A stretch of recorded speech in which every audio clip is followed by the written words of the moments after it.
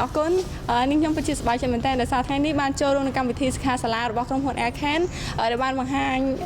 ដែលបានធ្វើបទបង្ហាញដល់និស្សិតយើងខ្ញុំឲ្យបានដឹងអំពីអ្វីទៅជា Business Network ហើយមិនត្រឹមតែប៉ុណ្ណោះនាងខ្ញុំ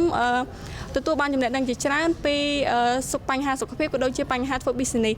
ដោយឡែកនាងខ្ញុំជានិស្សិតមួយរូបនាងខ្ញុំបានគិតថាក្រុមហ៊ុន Aircan គឺជាក្រុមហ៊ុនមួយដែលផ្ដល់ទំនុកចិត្តក្នុងការធ្វើជា business network ឲ្យពួកយើងអាចឈានទៅដល់ភាពជោគជ័យទាំងវ័យក្មេងដោយសារតែក្រុមហ៊ុន Aircan ក៏មានហេតុផលជាច្រើនដែលទាមទារឲ្យពួកយើងនឹងជឿជាក់ដូចជាទី1ក្រុមហ៊ុន Aircan បានបង្កើតជាបណ្ដាញមានសមាជិកចូលរួមជាច្រើនដែលពួកគាត់ទទួលបានជោគជ័យក៏ដូចជាលោកសេងកុកម៉េងក៏ដូចជាលោក CEO ផងដែរដែលលោកបានបង្ហាញពួកយើងឃើញដូច្នេះនាងខ្ញុំជានិស្សិតនាងខ្ញុំគិតថាបើសិនជាមានឱកាសនាងខ្ញុំនឹងព្យាយាមសិក្សាស្វែងយល់ពីក្រុមហ៊ុន Aircan បានច្រើនហើយមិនត្រឹមតែប៉ុណ្ណោះនាងខ្ញុំនឹងចាប់ឱកាសទៅចូល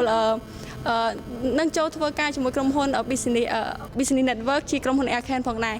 មិនតែប៉ុណ្ណោះនាងខ្ញុំក៏ធ្លាប់ចូលរួមកម្មវិធីជាច្រើនដែលទាក់ទង workshop និយាយអំពី Business Network ផងដែរក៏ប៉ុន្តែនាងខ្ញុំពុំមានជំនឿទុកចិត្តជឿជាក់ហើយក៏ដូចជាគ្មានហេតុផលណាធ្វើឲ្យនាងខ្ញុំចាប់អារម្មណ៍ក៏ប៉ុន្តែដោយឡែកដោយសារតែក្រុមហ៊ុន Aircan មានការធ្វើបទបង្ហាញជាច្រើនឲ្យនាងខ្ញុំគិតថានាងខ្ញុំអាចមានទំនុកចិត្តអាចចង់ចូលរួម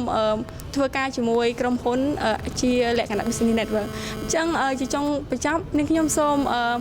អរគុណដល់ក្រុមហ៊ុនដែលបានបង្កើត workshop ក៏ដូចជាទាញហេតុផលក៏ដូចជាបទពិសោធន៍ជាច្រើនឲ្យពួកយើងបានយល់ដឹងកាន់តែច្រើនអំពីក្រុមហ៊ុនចាអរគុណ